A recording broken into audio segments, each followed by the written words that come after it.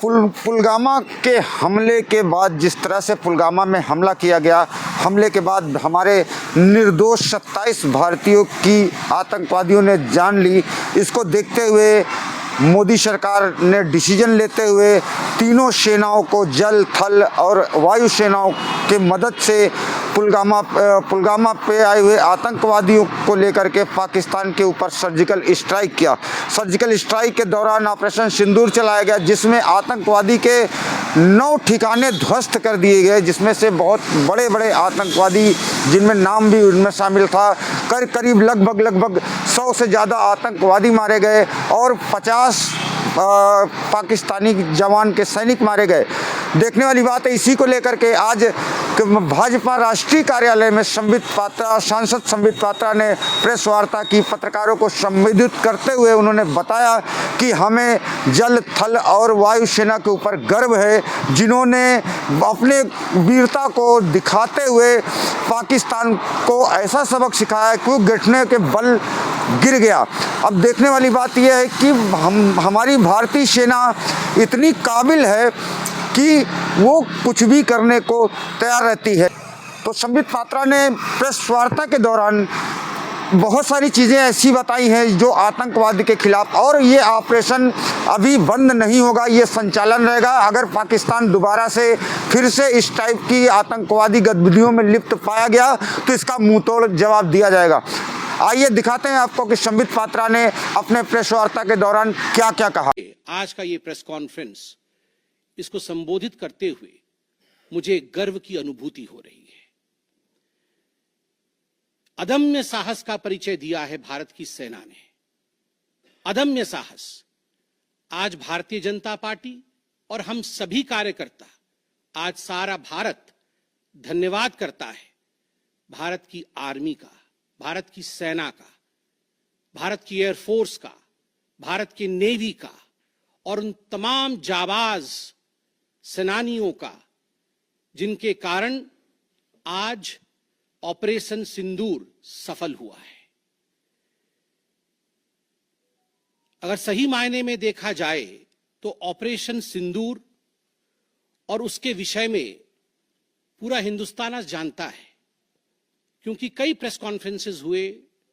कल भी तीनों डीजीएमओ ने मिलकर के देश को संबोधित किया और तमाम तथ्य जो देश जानना चाहता था उसे उन्होंने हमारे समक्ष रखा। मगर मुझे लगता है कि एक आम नागरिक के भाषा में, बहुत साधारण भाषा में आज मैं आपको बताना चाहूंगा कि ये जो ऑपरेशन सिंदूर हुआ है, किस प्रकार से इससे हिंदुस्तान आतंकवाद के खिलाफ लड़ने में एक निर्णायक भूमिका हिंदुस्तान ने अदा किया है।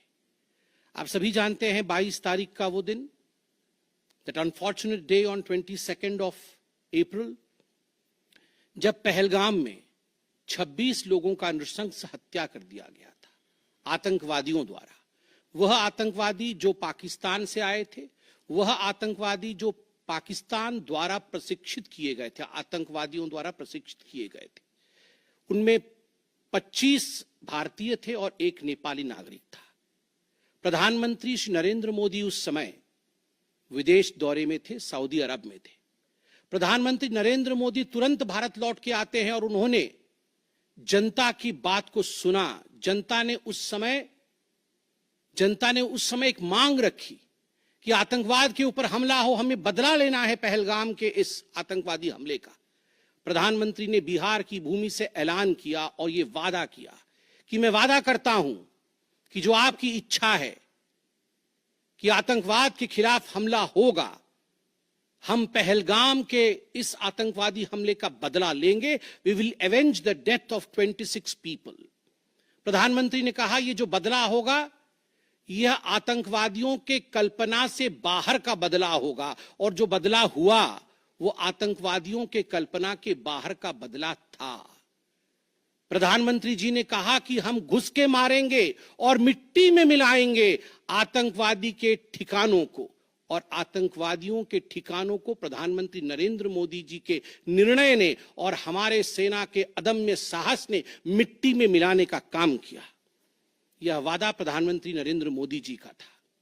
22 तारीख से 7 मई तक लगभग ये 14 दिन आप सभी ने देखा पूरे भारतवर्ष में एक प्रकार से एक माहौल टेंशन का था, प्रेशर का था कि तुरंत निर्णय किया जाए, तुरंत एक्शन में आया जाए।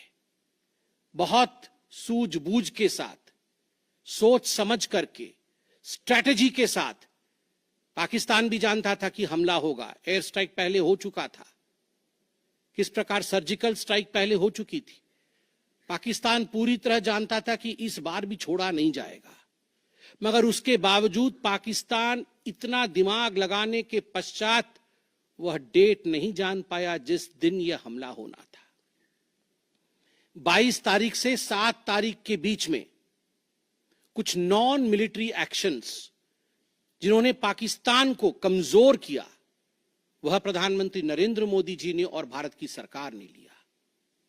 ये जो ऑपरेशन सिंदूर है, इसका एक मिलिट्री पोर्शन है तो एक नॉन मिलिट्री पोर्शन भी है। और नॉन मिलिट्री पोर्शन में सबसे बड़ी बात इंडस वाटर ट्रीटी, जो सिंधु नदी समझौता 1960 का था, उसे स्थगित किया गया, अबेयंस में रखा गया। आप सभी जानते हैं लगभग 90% पाकिस्तान जो है इसी पानी पर निर्भर करता है। लगभग 80% उनका जो कृषि है इस पानी पर निर्भर करता है। इस पानी को यदि रोक दिया जाए तो पाकिस्तान की 1/4 जीडीपी गिर जाती है।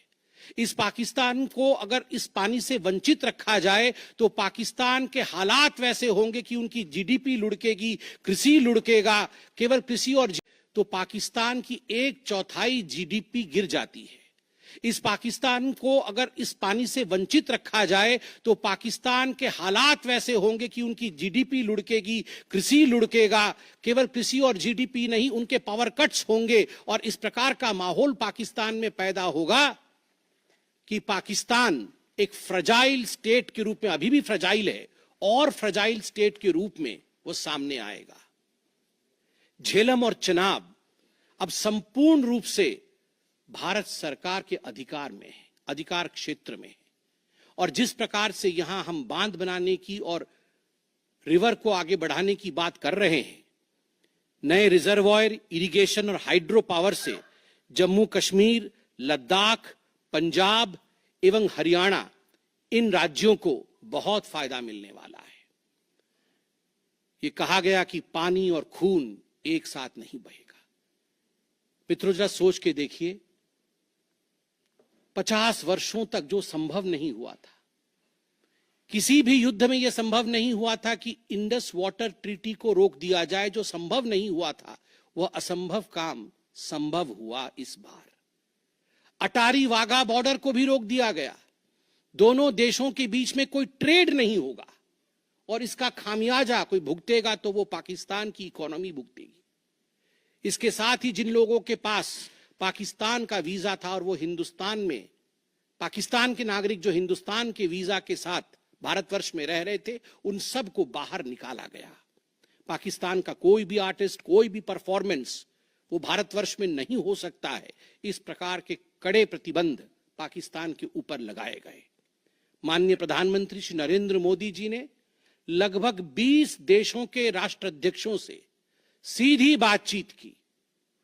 How to isolate Pakistan, how to fight against terrorism. और सबसे बड़ी बात है, तमाम देशों ने भारत का समर्थन किया। सऊदी अरब, यूएई, यूएस, आप सोचिए, इस्लामिक वर्ल्ड के बड़े देश हैं सऊदी अरब और यूएई, इन्होंने भारतवर्ष का पूर्णतः समर्थन किया। जिस समय पहलगाम का हमला हुआ था, माननीय प्रधानमंत्री सऊदी अरब में थे। सऊदी अरब के अपने दौरे को जब वो छोड़ के आए, तब उनको वहां एश्योरेंस दिया गया कि आप जाइए, हम आपके साथ खड़े हैं, वी सपोर्ट यू, हम टेरर के खिलाफ आपके साथ कंधे से कंधा मिला के लड़ेंगे। Pakistan was isolated. ये जो नॉन मिलिट्री एक्शन लिया गया, आज मैं कहना चाहता हूं कि 50 वर्षों से भी अधिक समय तक जो टूल्स कभी इस्तेमाल नहीं किए गए थे, जिस क्षेत्र में भारतवर्ष कभी नहीं गया था, वह टूल्स इस्तेमाल किए गए और अपने आप में भारत के लिए ये बहुत बड़ी बात है। बहुत बड़ी बात है कि इंडस वाटर ट्रीटी को रोका गया, 20 से अधिक देशों का समर्थन, आतंकवाद के खिलाफ एक निर्णायक हमले की तैयारी, और 6 और 7 मई 2025 उस रात निर्णायक हमला होता है आतंकवाद के ऊपर। सभी जानते हैं कि 9 आतंकवादी ठिकाने जो POJK में थे और पाकिस्तान में थे, उन्हें ध्वस्त किया गया। यह ऑपरेशन सिंदूर एक बहुत बड़ा दायरा तय करता है।